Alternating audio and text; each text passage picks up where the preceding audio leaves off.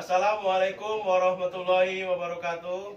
Ayo dukung channel ini Ustadz Kahfi Mengaji dengan subscribe, like, dan berikan komentar.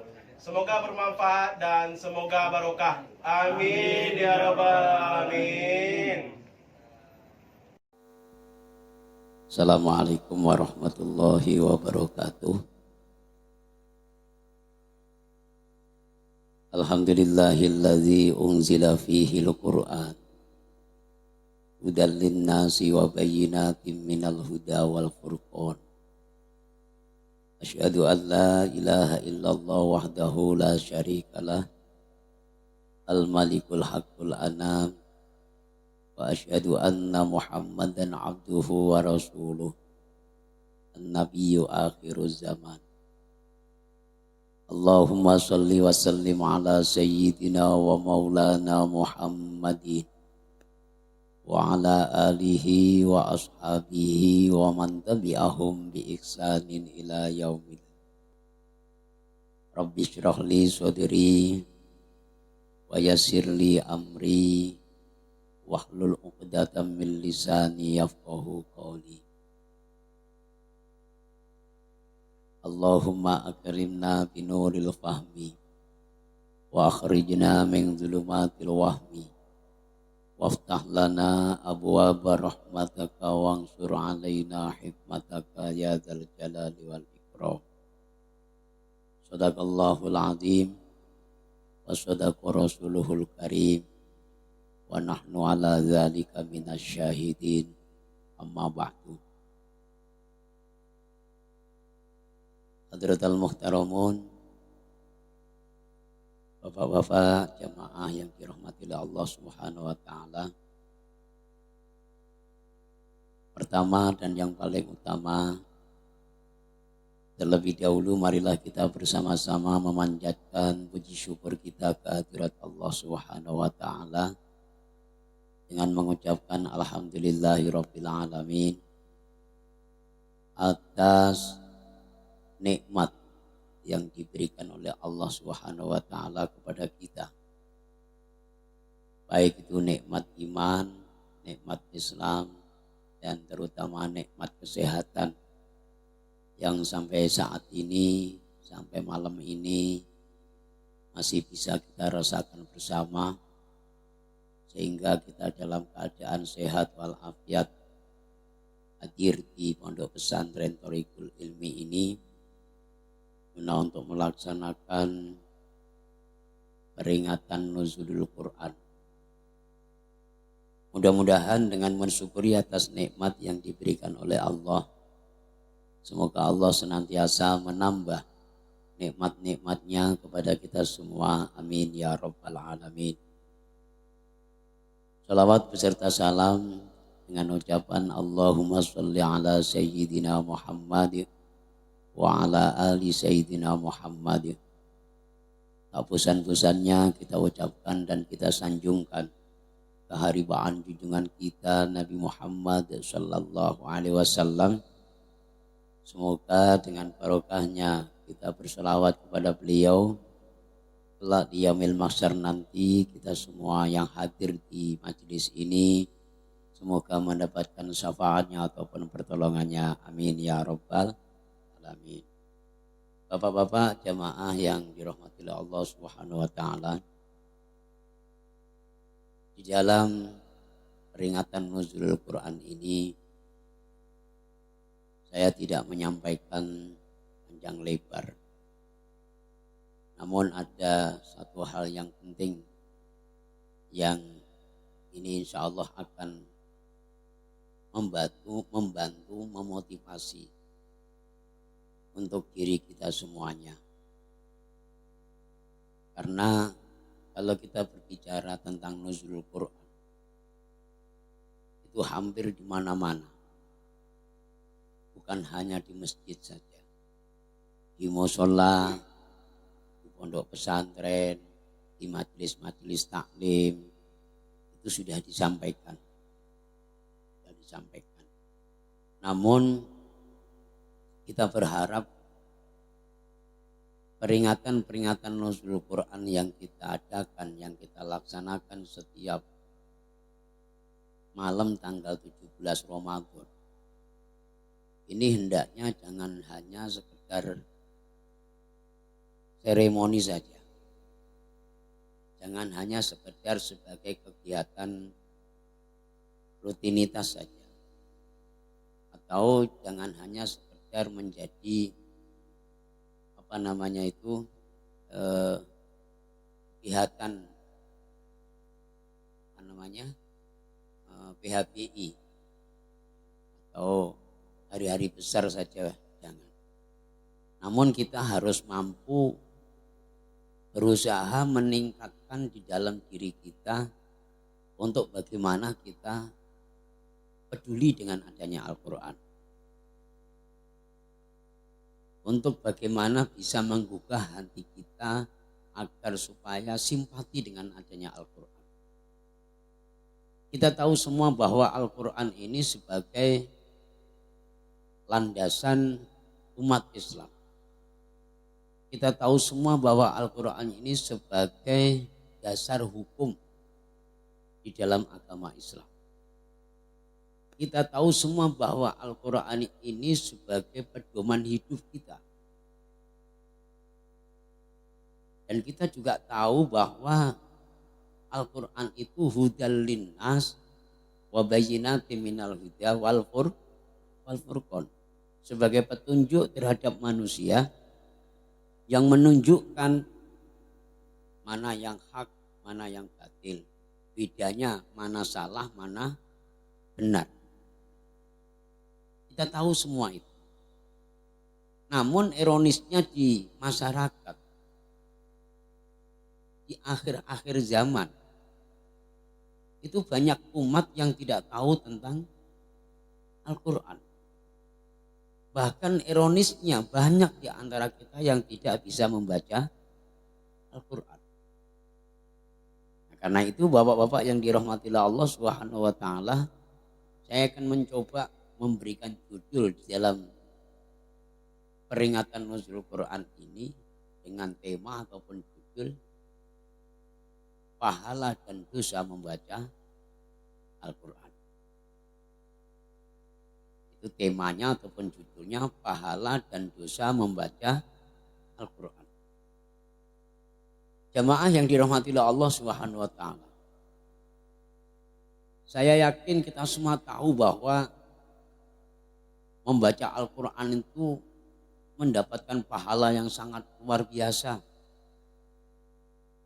Sampai-sampai sering kita dengar hadis Kanjeng Nabi yang mengatakan demikian. Afdalu ibadati ummati qiraatul Quran.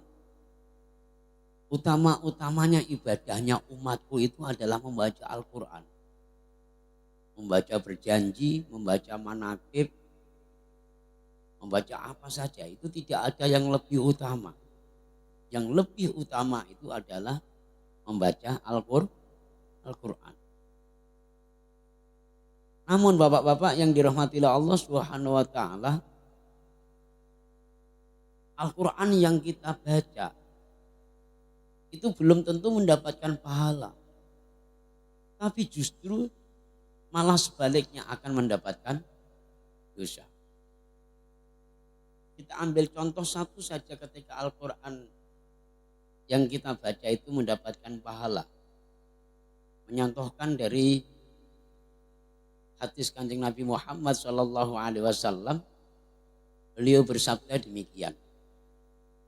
Man qara'a harfan min kitabillahi ta'ala kuntu lahu syafi'an li ashabi. Barang siapa yang mau membaca Al-Quran satu huruf saja dengan benar. Misalnya alif, itu sebetulnya alif apa alif sih? Kan gitu. Yang benar itu alif apa alif? Apa alif kok? Ya kan? Ataupun yang benar itu hurufnya itu ba, apa ba atau bab. Misalnya. Yang penting intinya, barang siapa yang mau membaca Al-Quran satu huruf saja dengan benar, maka kuntu syafi'an lahu li ashabi. Kuntu lahu syafi'an li ashabi. Maka satu huruf yang kita baca tersebut, Pak, besok di akhirat huruf tersebut akan menolong kita. Akan mensyafaati kita. Akan membantu kita. Dan bukan hanya kita saja yang dibantu dari satu huruf tersebut, li ashabi.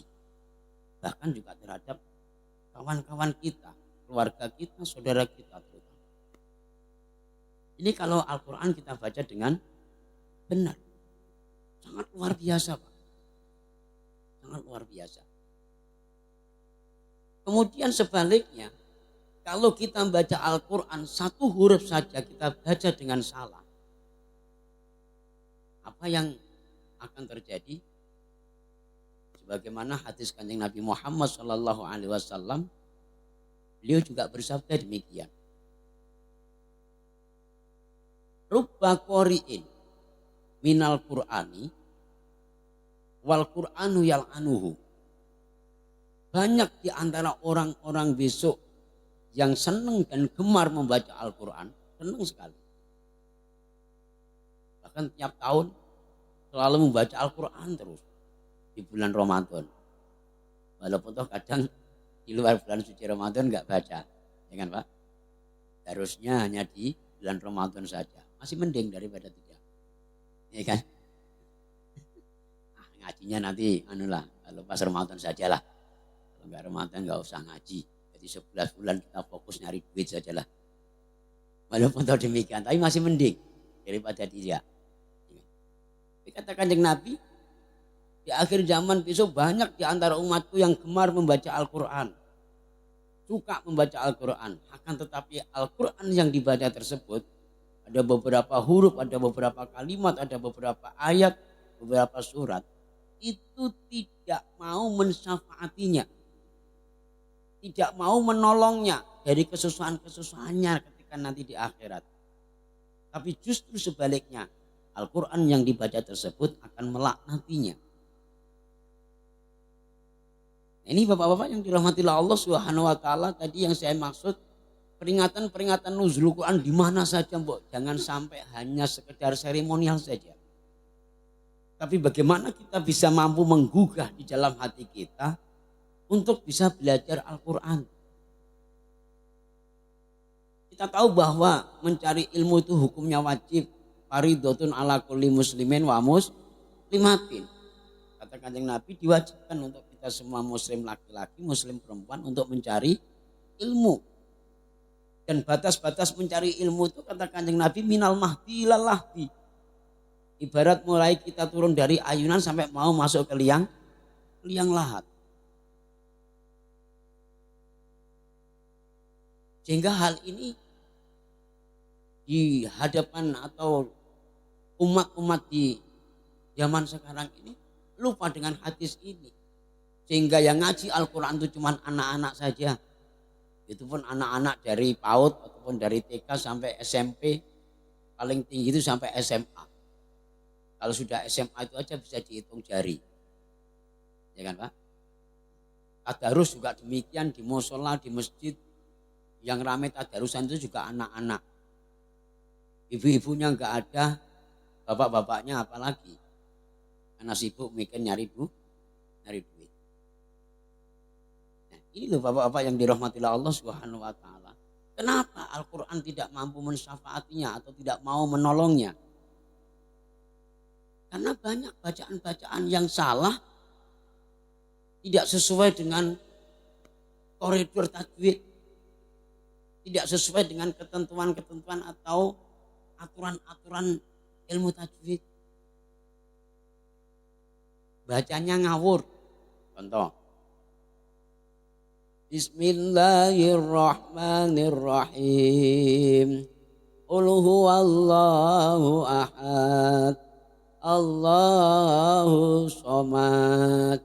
Lam yalid wa lam yulad. Bapak-bapak yang dirahmati Allah Subhanahu wa taala, maka ini yang jadi persoalan. Jangan hanya sekedar seremoni peringatan nuzulul Quran saja. Di mana-mana, ya. Di masjid, di musola, Tidak pernah ketinggalan yang namanya peringatan nuzul Quran itu, Pak. Tapi mungkin kalau di antara jamaah yang ada di masjid itu bisa 20, 30, bahkan 50 orang. Belum tentu satu orang pun yang tergugah hatinya. Iya ya. Begitu pentingnya kita ngaji Al-Quran. Terus tergugah, aku tak memanfaatkan waktulah. Minimal setengah jam atau seperempat jam tak belajar Al-Quran. Tak membenarkan Quranku itu terhadap guru. Seorang ustadz ataupun seorang kiai yang membawa kami nanti di akhirat itu ya Quranku ini. Ini dasar sumber hukum agama Islam. Ini yang menjadi panutan kita. Ini yang menjadikan pedoman kita. Sangat-sangat ironis Bapak-bapak. Bagaimana kita tahu tentang isi Al-Quran. Bagaimana kita mengimplementasikan atau mengamalkan Al-Quran di dalam kehidupan kita sehari-hari. Sementara baca saja tidak bisa. Nauzubillah summa nauzubillah min dzalik. Karena itu lagi-lagi saya sampaikan kepada bapak-bapak, ya, terutama di pesantren Thoriqul Ilmi ini, walaupun toh kita sudah tua-tua, ya, sibuk dengan urusan dunia kita ataupun harta dan benda kita, sisipkan waktu sejenak untuk belajar Al-Quran. Minimal lah bacanya saja, tidak usah sampai ke tafsirnya, nggak apa-apa lah.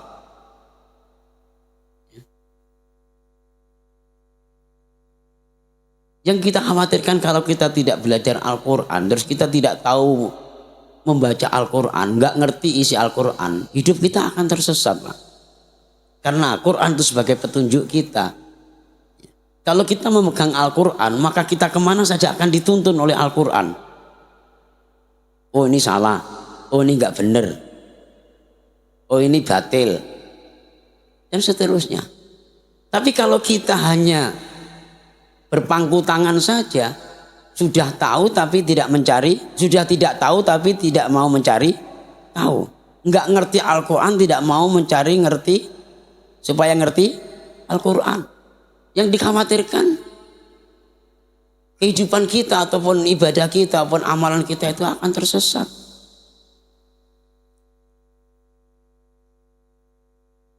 Sampai-sampai dalam satu hadis juga dijelaskan oleh Kanjeng Nabi, khairukum man ta'allamal Qur'an wa 'allamahu.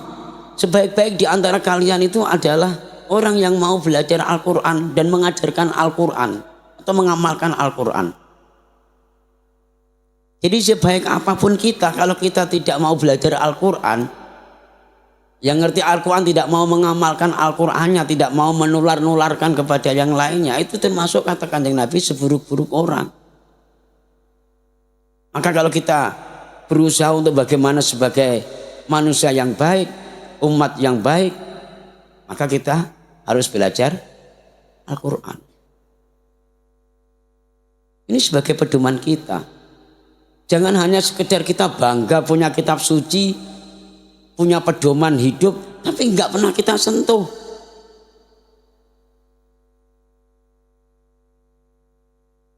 Nggak pernah kita pelajari. Kebodohan kita sembunyikan. Ya. Yang penting casingnya itu kelihatan muslim gitu aja lah, ya, pakai peci, pakai baju bila perlu itu bajunya baju minimal baju koko lah, ya.